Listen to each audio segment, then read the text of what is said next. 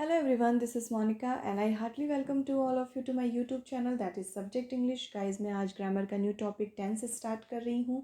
Tense spotting error, fill in the blanks, translations के 4 question 4-5 questions के form में आपके एग्जाम में मार्क्स स्कोर करता है. और टेंस की सबसे अच्छी बात यह है कि ये आपको स्पीकिंग में हेल्प करता है, क्योंकि अगर आप ग्रामर के इस पोर्शन टेंस को बहुत अच्छे से प्रैक्टिस करते हैं.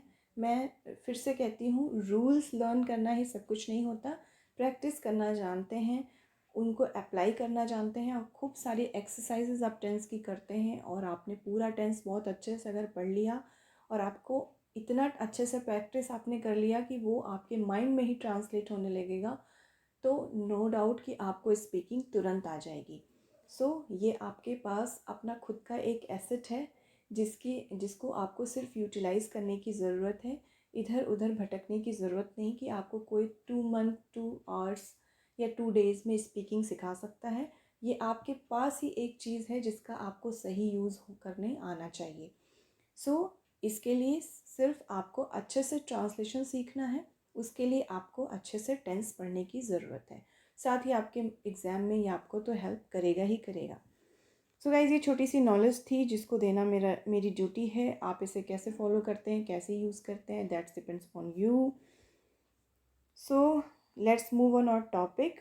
सबसे पहले मैं टेंस के बारे में बता दूं. टेंस के 3 फॉर्म्स होते हैं, past, present and future.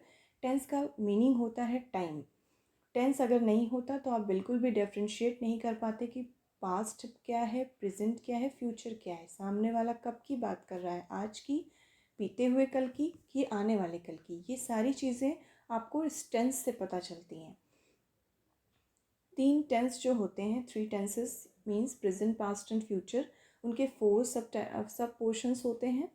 Indefinite, continuous, perfect, perfect continuous. ये सबके होते हैं. प्रेजेंट के भी इंडेफिनिट, कॉन्टिन्यूअस, परफेक्ट कॉन्टिन्यूअस, और फ्यूचर के भी indefinite, continuous, perfect, perfect continuous. Past के भी indefinite, continuous, perfect, perfect continuous. तो ये इसका एक इंट्रो हो गया. तो मैं आपके जो वीडियोस बनाऊंगी वो एक एक सब पोर्शन पे होंगे. जैसे कि आज मैं प्रेजेंट टेंस शुरू कर रही हूँ. प्रेजेंट टेंस का एक सब टॉपिक स्टार्ट कर रही हूँ. वो है प्रेजेंट इन डेफिनिट.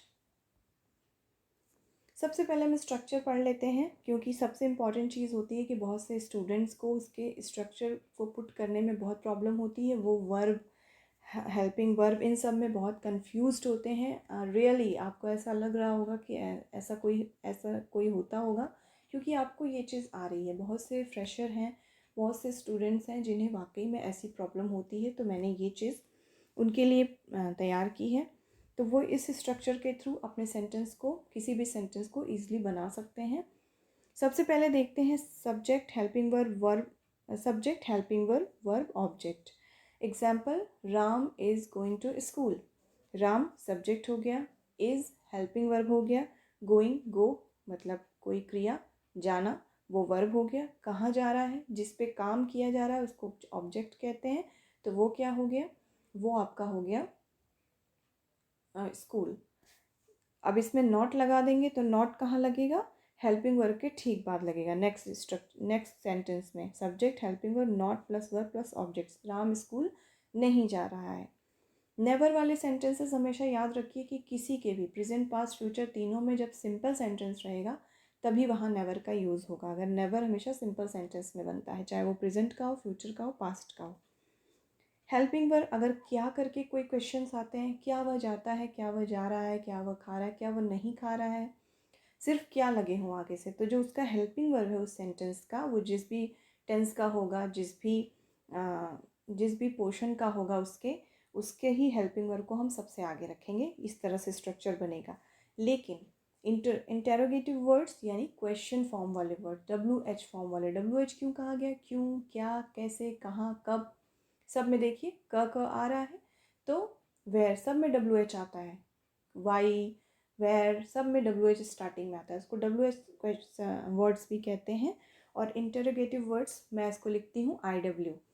तो इस तरह के जब आते हैं, जब बीच में कोई चीज़ का क्वेश्चन पूछता है, किसी सेंटेंस के बीच में, वह कहाँ जा रहा है, तो ये बीच में आया. क्या बह जा रहा है, नहीं, वो तो ऊपर हो गया, सिर्फ क्या लगा लगा के बनता है, तो मैंने ऊपर उसको बता दिया।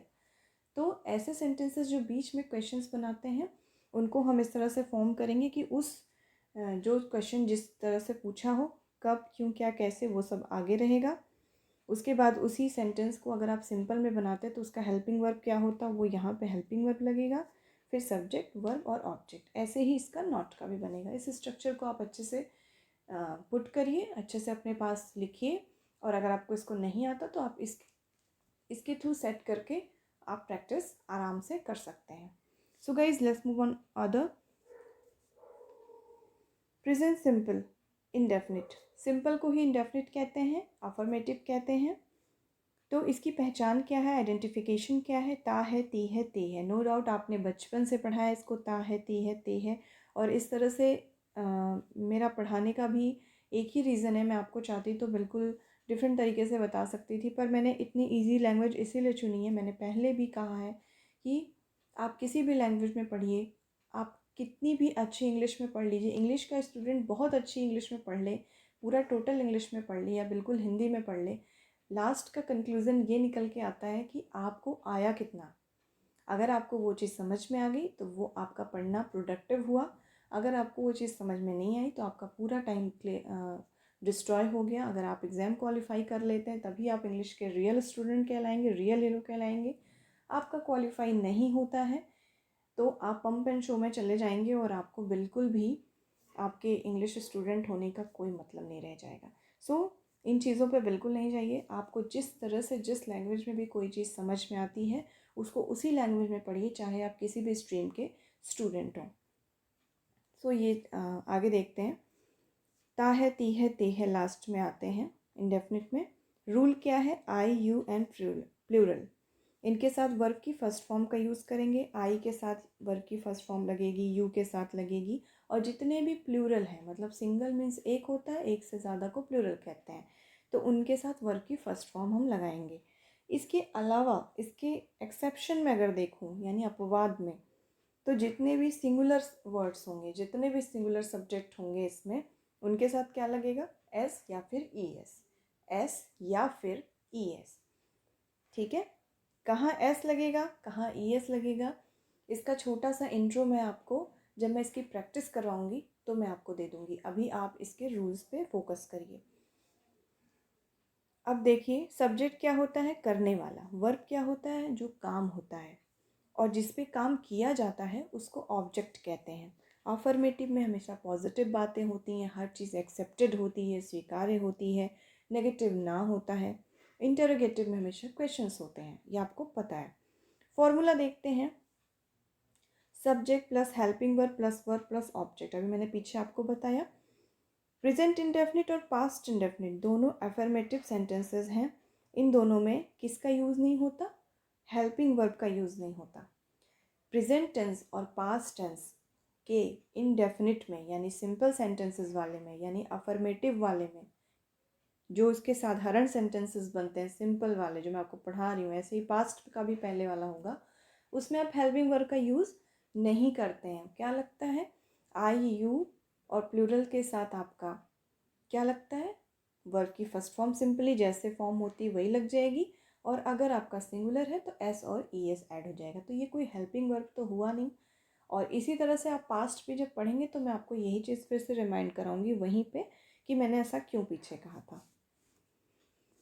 गाइज नेक्स्ट देखते हैं, अगर नेगेटिव सेंटेंस बनाती हूँ मैं इसका, उसी चीज़ में नॉट लगा दीजिए। नॉट कहाँ लगेगा, हेल्पिंग वर्ब के ठीक बाद लगाए। इस स्ट्रक्चर को आप खुद देख लीजिएगा। आई, यू और जितने भी प्लूरल्स हैं उनके साथ अगर नॉट, जैसे ही पॉजिटिव वाला सेंटेंस ख़त्म होगा, जैसे ही अफर्मेटिव सिंपल उसका ख़त्म होगा, उसमें जैसे ही नॉट लगेगा या क्वेश्चन लगेगा तो वहाँ पे डू और डज आ जाता है। बहुत सारे लोग कंफ्यूज रहते हैं कि प्रेजेंट इंडेफिनिट टेंस में कब वर्ब की फर्स्ट फॉर्म लगती, कब एस और एस लगती, कब डू डज आ जाता है। तो याद रखिए कि अगर आई, यू और प्लूरल है यानी एक से ज़्यादा है तो आप लगाएंगे वर्ब की फर्स्ट फॉर्म साधारण वाक्यों में, सिंपल सेंटेंसेस में जिसमें नहीं और क्वेश्चन ना हो।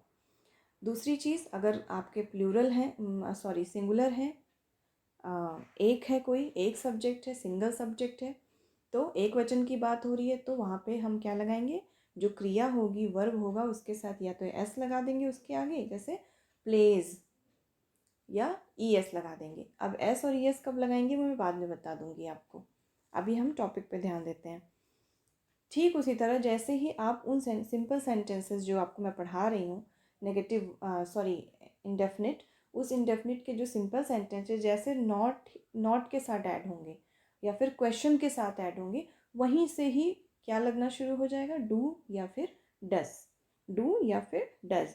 डू लगेगा आई यू और प्लूरल के साथ, जो भी एक से ज़्यादा होंगे उनके साथ, आई के साथ या यू के साथ डू लगेगा। अगर सिंगुलर है, सिंगल है, तो डज लगेगा। बस छोटा सा रूल है, लेकिन अगर आपको रूल याद नहीं होते तो नो डाउट, जब मैं इन चीज़ों में फ़र्स्ट टाइम आई तो मैं अपना एक्सपीरियंस बताती हूँ कि मैंने बिल्कुल भी कभी रूल नहीं पढ़ा, मैं हमेशा प्रैक्टिस करती थी और मुझे आज भी वो इतने अच्छे से याद हैं जो मेरे बहुत काम के हैं। तो उसी तरह से आपके लिए भी ये बहुत ज़्यादा ईजी हो जाएगा। आपको ये सब क्रैम करने की बिल्कुल ज़रूरत नहीं, बिल्कुल परेशान होने की ज़रूरत नहीं कि कैसे कन्फ्यूज़न है ये। तो नो डाउट इसमें बहुत सारे लोग कन्फ्यूज़ हो रहे होंगे, तो आप इसको बिल्कुल प्रैक्टिस पे छोड़ दीजिए। अभी सिर्फ इसको मेरे साथ देखते जाइए। जैसे फॉर एग्जाम्पल देखती हूँ मैं, Sohan does not speak English. Sohan यहाँ पे क्या है, एक है, सिंगल है, सिंगुलर सब्जेक्ट है, तो वहाँ पे क्या लगाया, डज लगाया। क्यों लगाया डज, एस और यस क्यों नहीं लगाया, क्योंकि अभी मैंने बताया कि नेगेटिव और इंटेरोगेटिव क्वेश्चन वाले नकारात्मक जो रहेंगे या नेगेटिव रहेंगे उनके साथ हम डू या डज का यूज़ करेंगे, सिंगुलर के साथ हम डज का यूज़ करेंगे। तो यहाँ नॉट लग रहा है, not speak English. Do you not speak English, अब नॉट है तो डू डज लगेगा। डू क्यों लगा, क्योंकि यहाँ पे यू लगा हुआ है। अब आपको क्लियर हो गया होगा।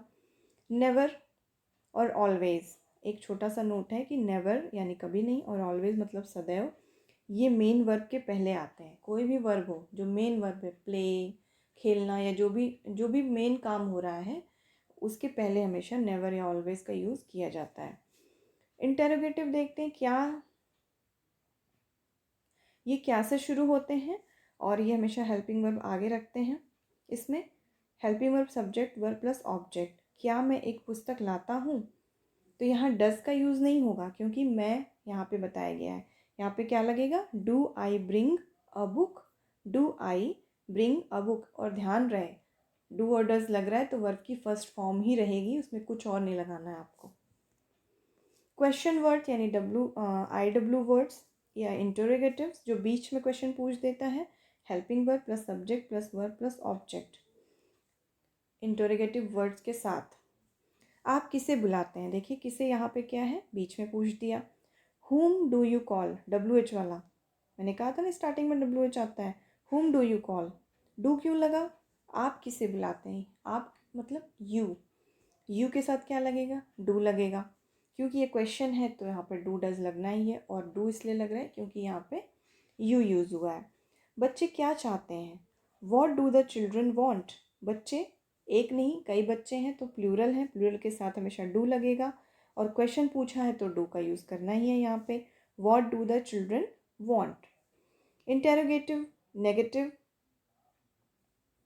अगर इसकी बात करें, यहाँ पे अगर नेगेटिव सेंटेंसेस बनाने हो इसी के, तो क्या वह नहीं पढ़ता है, क्या वह नहीं पढ़ाता है, sorry, does he not read. यहाँ पे पढ़ाता नहीं होगा, सॉरी, यहाँ पे यूज़ करेंगे हम, यहाँ पे पढ़ता। क्या वह नहीं पढ़ता है, डज ही नॉट रीड या डज ही नॉट स्टडी। पढ़ाता अगर यहाँ पे होता तो क्या क्या करते हैं हम यहाँ पे, does he not teach, does he not teach.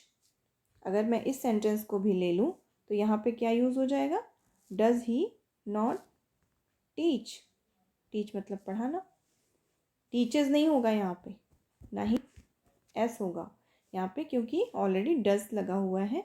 तो हम यहाँ क्या यूज़ करेंगे, टीच। ओके, नेक्स्ट देखते हैं, interrogative words plus helping verb plus subject plus not plus verb plus object. मैंने कहा इंटेरोगेटिव वर्ड्स के साथ नॉट का अगर यूज़ करना हो, आप क्यों नहीं दौड़ते हैं, why do you not run, why do you not run. Why यहाँ पे क्यों है, बीच में पूछा है, ये आई डब्लू हो गया या डब्ल्यू एच वर्ड्स हो गया। ये डू लगेगा ही क्योंकि यहाँ यू लगा है, तो यहाँ डू लगना है, और नॉट यूज़ हो रहा है तो ऑलरेडी लगना ही लगना है। तो इस तरह से सेंटेंसेस को हम बनाएंगे। गाइज यहाँ पे एक छोटी सी चीज़ आपको देखनी है, स्टेबल जो स्थिर हो, कोई तथ्य वाली यानी फैक्टोरियल कोई बात हो, कोई सत्य एकदम ट्रुथ हो जिसको बदला ना जा सके, जैसे sun rises in the east. ठीक है, डेली वर्क कोई डेली का काम हो, डेली किसी डेली काम की अगर हम बात करें, मैं इन सब वर्ड्स की बात नहीं कर रही हूँ यहाँ पे, मैंने शॉर्ट फॉर्म में आपके लिए यूज़ किया हुआ है कि कोई चीज़ स्थायी है जिसको आप बदल नहीं सकते, कोई फैक्ट है जिसको आप चेंज नहीं कर सकते, कोई सच है जिसको आप झुठला नहीं सकते, कोई डेली का काम है, डेली करने वाला काम है आपका उसको, और कोई जनरल काम यानी स्वभावतः कोई नेचर है, स्वभाव है, खांसना, छींकना, चलना, या फिर कोई भी आपका नेचर है, always, never, every day, every week, every month, often, usually, generally, once, twice, एक बार, दो बार, समटाइम्स, कभी कभी, सेवरल टाइम, बहुत बार, week, month, several times a week, several times a month. तो और एक कुछ चीज़ें और हैं, प्लान्ड फ्यूचर एक्शन, मतलब जो चीज़ योजना होने वाली ही हो, जो फ्यूचर आपने प्लानिंग करी हुई है वो बिल्कुल होने ही वाली हो, उसमें कोई चेंज नहीं किया जा सकता। किसी राइटर की लिखी हुई कोई चीज़, रेडियो टीवी पे जो कमेंट्री आती है, इतिहास, हमारी हिस्ट्री, सब्जेक्ट नहीं, हमारा जो इतिहास है जो लिखा गया है, हमारी हिस्ट्री। तो गाइज इन चीज़ों को हम, ये जो मैंने आपको शॉर्ट फॉर्म में वर्ड्स बताए, ये चीज़ें अगर होती हैं तो वहाँ पे ऐसे सेंटेंसेस, सिंपल सेंटेंसेस में अगर इन चीज़ों का आपको भाव पता चलता है, इन चीज़ों की फीलिंग आपको आती है, आपको लगता है कि कोई चीज़, कोई इतिहास की बात की गई है, कोई ऐसा फैक्ट बताया गया है जो चेंज नहीं हो सकता, कोई ऐसा सच है जिसको हम झुठला नहीं सकते, कोई चीज़ स्थिर है, डेली का काम है, और कोई जनरल, कोई नेचर की बात हो रही है, कोई फ्यूचर एक्शन है जिसको हम बदल नहीं सकते, रेडियो टीवी की कमेंट्री अगर सेंटेंस में बनाई गई हो, किसी ऑथर का लिखा हुआ लेख हो, तो आप इन सब को हमेशा सिंपल सेंटेंस में ही बनाएंगे, प्रेजेंट इंडेफिनिट टेंस में, सिंपल सेंटेंस में ही आप बनाएंगे इनको, इनको किसी और फॉर्म में चेंज नहीं किया जा सकता, इसलिए मैंने ये चीज़ें यहाँ पे पॉइंट आउट की हैं। ठीक है, तो मैं जब भी आगे एक्सरसाइज करवाऊँगी तो मैं इसको पॉइंट आउट ज़रूर करूँगी। तो अगर आप हिस्ट्री की बात करते हैं कि बाबर ने ये काम किया, अकबर ने ये काम किया, तो उसको आप हमेशा सिंपल सेंटेंस में बताएंगे, और इंडेफिनिट टेंस में सिंपल सेंटेंस में ही उसको बताएंगे। So guys I think it's enough for today. आज मैंने आपके वीडियो का फर्स्ट डे स्टार्ट किया था टेंस का, तो मैंने इसके साथ साथ आपको कुछ एक्स्ट्रा बातें भी बताई, इसीलिए शायद वीडियो थोड़ा लेंदी या लॉन्ग हो गया है। नेक्स्ट वीडियो से हम टू दी पॉइंट बातें करेंगे। So guys, take care, have a nice day, thank you.